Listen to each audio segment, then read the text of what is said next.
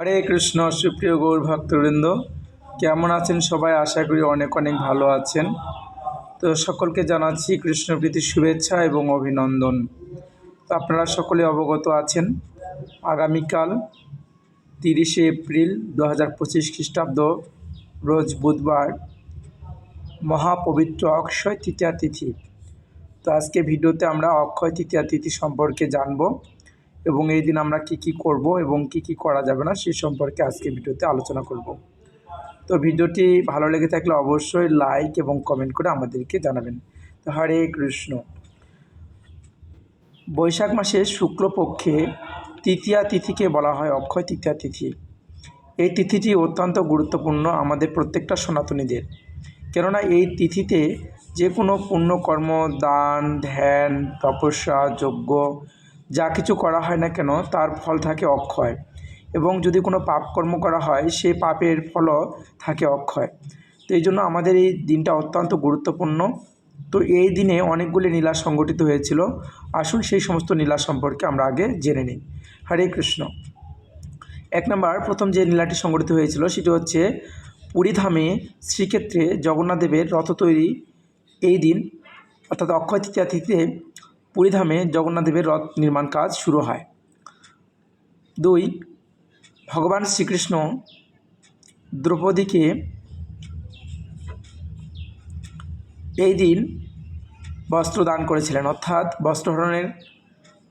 বস্ত্রহরণ থেকে দ্রৌপদীকে বস্ত্র দান করেছিলেন।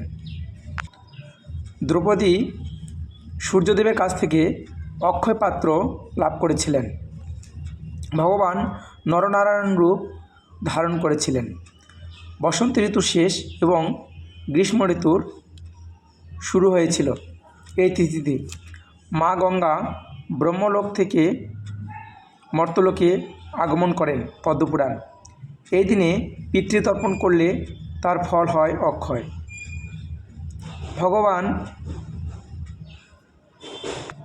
পরশুরাম এই তিথিতে আবির্ভূত হন। গঙ্গায় স্নান করলে হাজার হাজার অশ্বমেধ যজ্ঞ করার ফল লাভ হয়। এই অক্ষয় তৃতীয়া তিথিতে গাভীর বাছুর সহ গোমাতাদের ভজন করালে অশেষ ফল লাভ হয়। বদ্রীনাথ, গঙ্গোত্রী এবং যমুনোত্রী এই 3টি মন্দিরের দ্বার খোলা হয়। সত্যযুগ এবং ত্রেতাযুগের শুভ সূচনা হয়। শ্রীনাথজির মন্দির গিরিরাজ গোবর্ধন মন্দির প্রতিষ্ঠিত হয়। মা লক্ষ্মী কুবের ধন সম্পদের দেবতা আশীর্বাদ দান করেন। বাঁকীবিহারী মন্দিরে ভগবানের শ্রী চরণ দর্শন লাভ করা হয়। কৃষ্ণের অত্যন্ত প্রিয় ভক্ত সুদামার সঙ্গে মিলন হয়। এই দিন মা অন্নপূর্ণা দেবীর আবির্ভাব হয়। ব্যাসদেবের অনুরোধে গণপতি গণেশ ভাগবতম রচনা করেন এবং এই দিন ব্যাসদেব মহাভারত রচনা করেন। এই দিন গোপী পঞ্চমী ব্রত শুরু হয়। ভগবান শ্রী রামচন্দ্র এবং সীতাদেবী বিবাহ এই দিনে কার্য সংঘটিত হয়। ভগবান ইন্দ্রের অহংকার বিনাশের সংকল্প এই অক্ষয় তৃতীয়া তিথিতে করেন। গঙ্গাজল প্রাণে এই দিনে বিশেষ ফল লাভ হয়। দান, হোম, যজ্ঞ, তপস্যা, স্নান বহুগুণ ফল লাভ হয়। কুবের এই দিনে ধন সম্পদ ও ধনপতি পদ লাভ করেন। ভক্তি সহকারে দান করলে লক্ষগুণ ফল লাভ হয়। লক্ষ্মীদেবী ভগবান বিষ্ণু পূজা করলে অক্ষয় ফল লাভ করা যায়। তো হরে কৃষ্ণ। এরকম অসংখ্য লীলা এই মাসে বিশেষ করে এই অক্ষয় তৃতীয়া তিথিতে সংগঠিত হয়েছে। তো এই অক্ষয় তৃতীয়া তিথিটি আমাদের জন্য অত্যন্ত গুরুত্বপূর্ণ।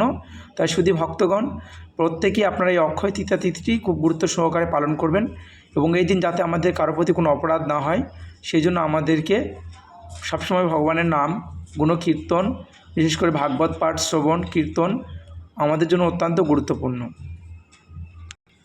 এই দিন আমরা খুব সুন্দর সুন্দর রন্ধন করে ভগবান শ্রীকৃষ্ণকে ভোগ নিবেদন করতে পারি। এই দিন আমরা সকলের মনে আনন্দ প্রদান করতে পারি। এই দিন আমরা সাধুগুরু বৈষ্ণব এবং ব্রাহ্মণ বৈষ্ণবদের ছত্র, পাদুকা, তিল, জপ আমরা প্রদান করতে পারি। এই পবিত্র অক্ষয় তৃতীয়া তিথিতে ভগবান জপের সৃষ্টি করেছিলেন। এই পবিত্র তিথিতে ব্রহ্মা অক্ষয়পুত্র জন্মগ্রহণ করেন। এই দিন চন্দনযাত্রার শুভ সূচনা। 21 দিন ব্যাপী এই চন্দনযাত্রা মহোৎসব হয়। এই দিন তুলসী বৃক্ষ রোপণ করলে এবং জলদান করলে অশেষ ফল লাভ হয় এবং বৈকুণ্ঠে ভগবানের চরণপ্রাপ্তি লাভ হয়। তাই এই অক্ষয় তৃতীয়া তিথি বিশেষ গুরুত্বপূর্ণ। কাজেই এই অক্ষয় তৃতীয়া তিথিতে মিথ্যা ভাষণ, চুরি করা, পরনিন্দা, পরচর্চা, কারো মনে আঘাত দেওয়া, কষ্ট দেওয়া, দুঃখ দেওয়া, প্রবঞ্চনা করা এসব থেকে বিরত থাকুন। কারণ এ সমস্ত ফলে যে পাপ ফল হবে তার ফল থাকবে অক্ষয়। এই দিন আপনি ভগবানকে বিশেষ পূজা অর্চনাদি করতে পারেন। ভগবানকে ঘি, মধু, দধি, দগ্ধ দিয়ে বিভিন্ন ফলের রস দিয়ে আপনি ভগবানকে স্নান করাতে পারেন। এই দিন ভগবানের চরণে তুলসী মঞ্জরি প্রদান করতে পারেন। এই দিনে ভগবানকে মনোরম সুন্দর পরিবেশে ভগবানকে সাজাতে পারেন। এক কথায় এই অক্ষয় তৃতীয়া তিথিতে আপনি যা করবেন তার ফল থাকবে অক্ষয়। এই পবিত্র অক্ষয় তৃতীয়া তিথিতে অবশ্যই বেশি করে আপনি হরিনাম জপ করবেন। হরে কৃষ্ণ। সকলকে অসংখ্য ধন্যবাদ।